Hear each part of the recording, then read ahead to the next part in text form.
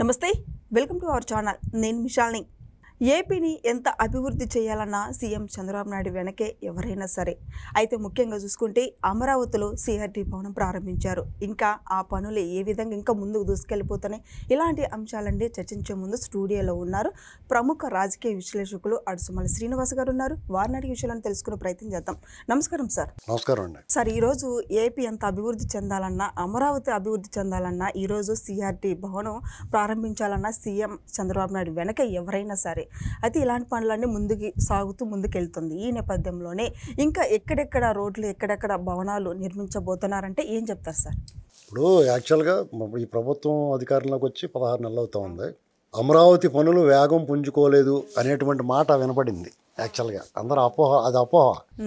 దానికి రుజువు, అంత అపోహ అనేటువంటి దానికి రుజువు ఏంటంటే సిఆర్డీఏ భవనం ఇవాళ ప్రారంభం. అవును. అంటే కొన్ని పనులు కనిపిస్తాయండి, కొన్ని పనులు కనిపించవు. అంటే ఇంకా కొంచెం వేగంగా అవ్వాల్సి ఉన్నమాట వాస్తవమే. ఎందుకంటే ఇప్పుడు ఆ సీడ్ యాక్సెస్ రోడ్డుకి సంబంధించి ఓ 2,000 ఎకరాల పైన తీసుకోవాల్సి ఉంది. అది అప్పట్లో రైతులు ఇవ్వలేదు పూలింగ్కి.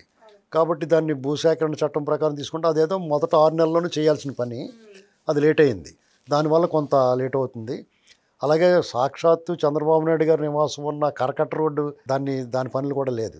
దానివల్ల కూడా కొంత ఏం అవ్వట్లేదు అనేటువంటి కనిపిస్తుంది. అక్కడ జంగిల్ క్లియరెన్స్ చేశారు, మళ్ళీ జంగిల్ తయారైపోతుంది అక్కడ. వెంటనే పనులు అయితే అవుతున్నాయి. పనులు అప్పుడు కొత్తగా నిర్మించడం అనేటువంటి చాలా ఈజీ అండి. ఒకసారి నిర్మాణం మొదలుపెట్టి దాన్ని ఆపి తిరిగి మళ్ళీ మొదలుపెట్టడం చాలా కష్టం అవుద్ది. ఏ నిర్మాణ సంస్థ అయినా అక్కడ ఆ పనులు చేయాలంటే దాన్ని మళ్ళీ అన్నీ సమకూర్చుకోవడం పెద్ద తలకాయపోటు. పైగా అక్కడ ఆల్రెడీ కొంతవరకు నిర్మించిన నాణ్యత ఎంత ఉందో, ఆ పటిష్టత ఎంత ఉందో దాన్ని పరిశీలించడానికి మూడంత సమయం పట్టింది వాళ్ళకి, అవన్నీ సరి చేసుకోవడానికి. అంతకుముందు ఆ నిర్మాణ సామాగ్రి దొబ్బేశారు, చాలా కొంత తేడా వచ్చింది. అవన్నీ చూసుకోవాలి జాగ్రత్తగా, ప్రమాదం లేకపోతే. దీనివల్ల కొంత లేట్ అయినమాట వాస్తవం. ఇక్కడ నారాయణ గారు కూడా బాధ్యతలు తీసుకోవడానికి కొన్నాళ్ళు మరి ఏ కారణం చేత ఆగాడు ఆయన. చాలామంది ఏమన్నా అలిగాడైనా ఎందుకో అన్నారు. అలగడానికి కారణం ఏంటయ్యా అంటే కాటంనేని భాస్కర్ గారిని ఒక ఆయన సిఆర్డీ కమిషనర్గా ఉన్నాడు. ఆయన పంపించేసేదాకా నిద్రలేదు. కన్నబాబు అన్న ఆయన తెచ్చుకున్నాడు. ఆయన వచ్చిన ఆయనేమో రైతులు లేపిడేస్తున్నాడు అని చెప్పుకుంటున్నారు. అంటే ఇది బయట చెప్పుకునే మాటలు, చూస్తే అలాగే కనపడుతుంది కూడా. ఓ రైతు వచ్చి ఇంకో ఈ కన్నబాబు గారు నన్ను ఇబ్బంది పెడుతుంది. అక్కడ తప్పు రైతు మాట్లాడిన దాంట్లో నిజం అనిపిస్తుంది. కన్నబాబు గారికి అసహనం ఎక్కువ, కొంచెం అధికారి కదా. ఇప్పుడు డైరెక్ట్గా ఐఏఎస్ చదువుకొని వచ్చినోడికి ఒక లిఫ్ట్ చేసి కన్ఫర్డ్ ఐఏఎస్కి తేడా ఉంటుంది, ఒరిజినాలిటీకి డూప్లికేట్కి. అంచేత ఆయన కొంచెం గర్వం ఎక్కువ ఉంది. పైగా జగన్ జమానాలో పనిచేసాడు. అక్కడ రుషికొండ ప్యాలెస్లో ఇవి అన్నట్లు ఆయన ఆధ్వర్యంలో జరిగినాయి. అలాంటి వాడిని కూడా తెచ్చుకున్నారంటే ఇంకెంత బలుపు ఉంటుంది. మామూలుగా అయితే జగన్ దగ్గర పనిచేసిన దగ్గర జారిని అవ్వకూడదు, ఓరు బాబా వాళ్ళ బ్యాచ్రా బాబు అని. కానీ అయినా సరే తెచ్చుకున్నారంటే మామూలుగా అయితే చాలా మర్యాదగా పద్ధతిగా నన్ను బాగా నమ్మారా బాబు అని చేయాలి. ఒకవేళ అతను కోపం ఉన్నా, రైతులు తప్పు మాట్లాడినా సరే సర్దుకుని వాళ్ళు సరిదిద్దాలి. అవన్నీ మానేసి వాళ్ళు నేను ఎప్పుడే వేస్తున్నానంట, మేమే కేసు కూడా పెడతానంట. అసలు వాళ్ళు కేసు పెడితే ఏమైపోతాడు? మాకు నువ్వు ఓ ఫ్లాట్ ఇచ్చావు, నువ్వు నాకు రిజిస్ట్రేషన్ చేసావు, దాన్ని ఆ అవతల నీ భూమి కానీ భూమి రిజిస్ట్రేషన్ చేస్తే కేసే కదా. మరి ఆ రైతు కేసు పెడితే ఏమవుతాడు? వాళ్ళు మంచోళ్ళు కాబట్టి ఏమనలేదు. అంచేత ఇలాంటివన్నీ అలాంటి చిన్న చిన్నవి తప్ప. ఇప్పుడు 29,000 మంది రైతుల్లో 300-400 మందికి ఇబ్బందులు ఉన్నాయి. అది మైన్యూట్ కింద కనపడుతుంది, కానీ అదే హైలైట్ అవుతుంది. ఎందుకంటే అవతల ఉన్న ప్రతిపక్షం అలాంటిది. ఆ రైతులు ప్రతి ఒక్కళ్ళు త్యాగం కిందే చూడాలి భూమి. నువ్వు వాళ్ళు ఇచ్చిన భూమిలో కూర్చుని వాళ్ళ నెత్తిమే కాలు తొక్కుతా ఉంటే కుదరదు, ఎవ్వడికే కుదరదు. నువ్వు వాళ్ళకి ఎంత బంగారం పంచిపెట్టేసినా సరే, నీ వల్ల వాళ్ళు కోట్లు వచ్చేసినా సరే నువ్వు మూసుకుని కూర్చోవాల్సింది ఎవడైనా కానీ. ఎందుకంటే ఆ రైతుల గురించే కదా మనం మాట్లాడే విన్నాళ్ళు ఉన్నాయి. ప్రభుత్వం మాట్లాడింది, చంద్రబాబు గారు మాట్లాడారు, నేను మాట్లాడాను, మీరు మాట్లాడారు, ప్రతి ఒక్కడో రైతుల గురించి మాట్లాడారు. కాబట్టి వాళ్ళకి నొప్పి కలగకుండా చూసుకోవాలి. మీకు వాళ్ళని జాగ్రత్త చూసుకుంటే మళ్ళీ భూమి కావాలంటే ఇస్తారు, లేకపోతే మేము మా దొబ్బేయండి అంటారు కదండి. అందుచేత కొన్ని అపోహలు వచ్చినాయి. యాక్చువల్గా చంద్రబాబు నాయుడు గారు గత ప్రభుత్వంలో ఏ అంటే అమరావతి, పి అంటే పోలవరం అని చెప్పేవాడు, మాట్లాడేవారు, పనులు కూడా చేస్తూ ఉండేవారు. ఈ జగన్మోహన్ రెడ్డి వచ్చి మొత్తం చెడగొట్టాడు. దాన్ని మళ్ళీ తిరిగి రీకన్స్ట్రక్షన్ అనేటువంటి చాలా కష్టమైన పని, నిజం. కానీ ఈసారి ఆయన పోలవరం గురించి, అమరావతి గురించి మాట్లాడట్లేదు, కానీ పనులు చేస్తున్నారు వాళ్ళు. కాబట్టి ఆయన మాట్లాడినంత మాత్రం అక్కడ పనులు జరగట్లేదని అనుకోకూడదు. డెఫినెట్గా చాలామందికి నారాయణ గారు సరిగ్గా చేయట్లేదు అనుకుంటున్నారు, కానీ ఆయన మంచోడు. ఆయన ఎంత చెడ్డ పేరు తెచ్చుకుంటాడు. అంతకుముందు ఆయనే కదా హ్యాండిల్ చేశాడు. అయితే కన్నబాబు గారి మీద అందరికీ అపోహలు ఉన్నాయి. ఆయన కూడా అలాగే ఉన్నాడు. ఆయన గురించి నాకు చెప్పారు. ఆయన హ్యాండిల్ చేసిన రైతు స్వయంగా నాతో మాట్లాడి చెప్పాడు.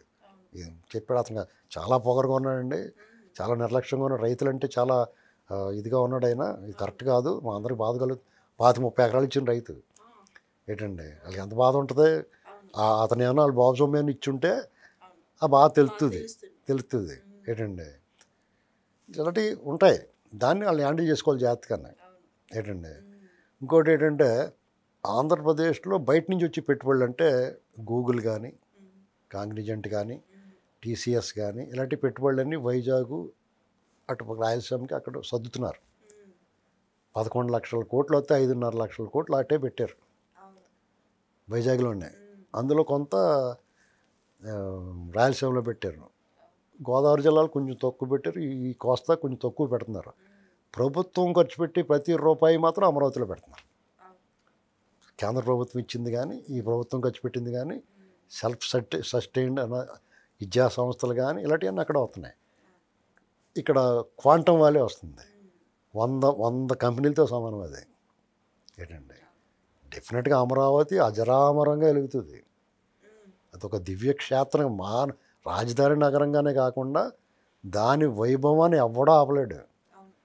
ఎవడో ఒక అధికారి వచ్చి దాన్ని ఇబ్బంది పెడదాం, వచ్చేద్దాం, తాత్కాలికంగా ఇబ్బంది పడతారో, ఒకటంటే 100 అనిపించుకుంటాడు. అర్థమైందండి. ఒక రైతునంటే మాలాటోళ్ళు 100 మంది మాట్లాడతాం వాళ్ళ గురించి. కాబట్టి రైతులను గౌరవించాలి. ఆ రైతుల్లో కొంతమంది ఈ ప్రభుత్వాన్ని కొంచెం ఇరుకుని పెట్టి ప్రయత్నం చేస్తూ ఉంటారు. భూసేకరణకు భూములు ఇవ్వకుండా అది ఇదని బోర్డులు పెట్టి తిరుగుతున్నారు. ఎవరో ఒకళ్ళు మాట్లాడిన దాన్ని బట్టి రైతుల మీద అందరి మీద కోపం తెచ్చుకోకూడదు ఏంటండి.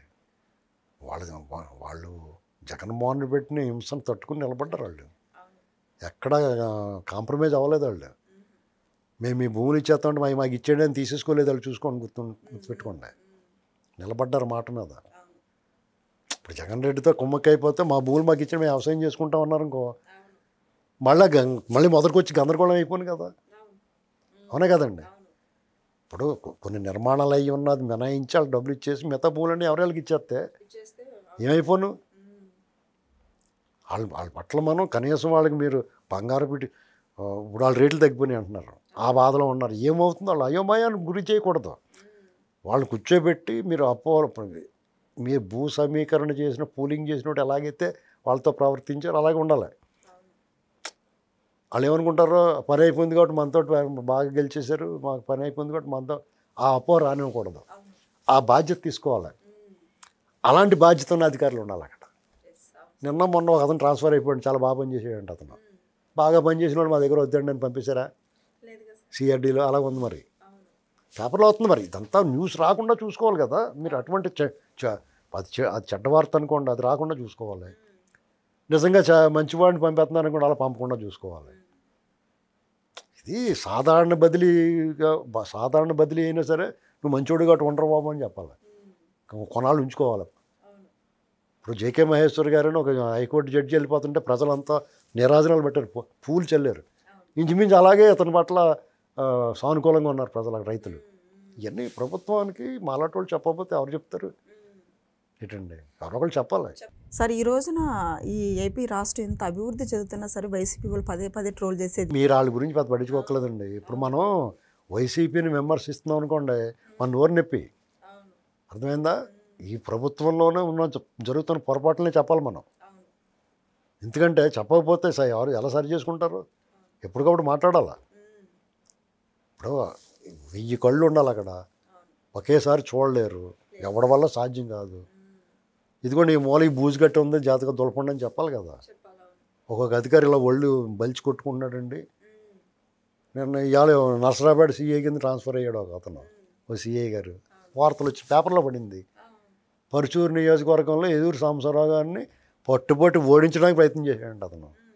మరి అతనికి ఎవరికి ప్రేమ కలిగిందో అతను తెచ్చుకున్నాడు నర్సరావుపేట. ఇలాంటివి నిజమో అబద్ధమో పేపర్లో వచ్చింది, దాని కన్ఫర్మేషన్ ఏలూరు సాంబశివరావు గారు అనేవాళ్ళే, లేకపోతే అతను ఎవడైతే తెప్పించుకున్నాడో అతను అనేవాళ్ళే. ఇది సాధారణ బదిలీ అయితే మాత్రం చాలా తప్పు చేస్తున్నట్టు ప్రభుత్వం.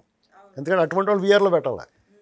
నీ పార్టీని ఇప్పుడు అతను డ్యూటీ అతను చేయకుండా జగన్మోహన్ రెడ్డి బూట్లు లాగుతా నీ పార్టీని ఓడించడానికి ట్రై చేసాడంటే వాళ్ళు ఎవరైనా కానీ ఆఫీసర్ ఇతను అవునా కాదో తెలియదు. ఏ ఆఫీసర్ అయినా అలా జగన్మోహన్ రెడ్డి ఊడిగం చేసి మీ ప్రభుత్వాన్ని మీ పార్టీని ఓడించడానికి ప్రయత్నం చేసినట్టు మీరు ఎలా ఎంకరేజ్ చేస్తారు? అది ఏం సందేశం ఇస్తుంది అనేటువంటి చూసుకోవాలి జాగ్రత్తగానే. చాలా ప్రమాదం ఇది. దాని మీద కామెంట్లు ఏమవుతున్నాయి తెలుసా? 24లో ఓడించడానికి ప్రయత్నం చేసాడు, ఓడించలేకపోయాడు కాబట్టి మళ్ళీ నువ్వు రావయ్యా బాబు మమ్మల్ని 29లో ఓడించని ఇచ్చారు పోస్టింగ్ అంటున్నారు. అంత కామెడీ చేస్తున్నారు. సెటైర్లు పడిపోతున్నాయి. బాధగా ఉంది మాకు ఈ ప్రభుత్వం మీద సెటైర్లు పడి ఇంత కష్టపడి మనుషుల మీద ఇంత ఘన విజయం సాధించిన ప్రజలు ఇంత నమ్మకం పెట్టుకున్న వాళ్ళ మీద ఈ రకమైన సెటైర్లు రావడం కొంచెం బాధగా ఉంది. వీళ్ళు చేసే పనులు అలా ఉన్నాయి. చేసే పనులు కొంతమంది నాయకులు చేసే పనులు ఎలా ఉన్నాయంటే ఆడి పని అయిపోవాలి, ఆడు మూట అందేసుకోవాలి అంతే. ఆడు ప్రభుత్వం ఏముంది ఇంకో పార్టీలో పోతాడు ఆ నాయకుడు, ఇంకో పార్టీలో పోతున్నాడు. ఏదన్నా కానీ చంద్రబాబు గారు, పవన్ కళ్యాణ్, లోకేష్ వీళ్ళే బాధ్యత చూసుకోవాలని జాగ్రత్తగానే ఎవరిని నమ్మకూడదు. చాలా డేంజర్గా ఉంది పరిస్థితి. Thank you sir.